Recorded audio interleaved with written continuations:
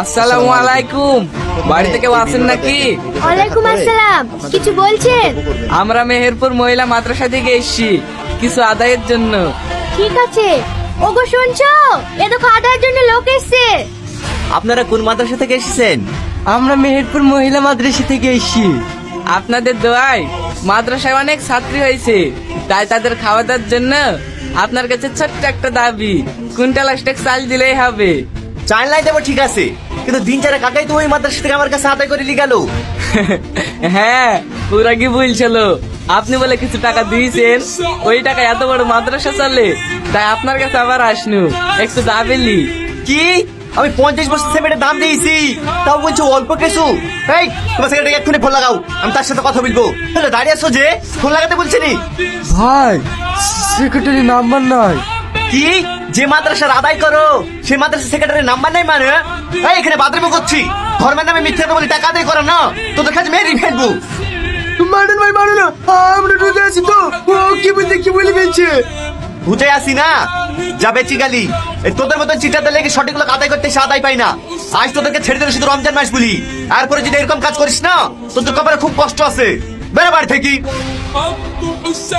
তুই যদি রোজা আছিস না বলতি, তাহলে আমাদেরকে ওইখানে মেরে সাটি দিত। হ্যাঁ রে, এবারকার মতো বেঁচে গেছি।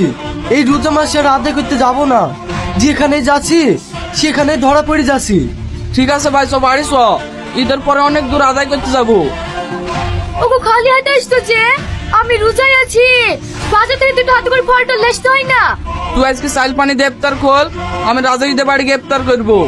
ওগো তুমি রোজায় নাই আর ইফতার করবো মানে? আসতে বল, আমি রোজা নাই, পাড়ার লোককে শোনাবি নাকি? তোর 1 কিলো মারি উল্টে দেবো। তুমি যে রোজায় নাই সে কথা কি আমি সঠিক বলতে পারবো না? না বলতে হবে না, আমি রাজাইতে বাড়ি ভালো মন্দ খাবো বলি তোর হিংসা হয়েছে না? হিংসা হবে কেন?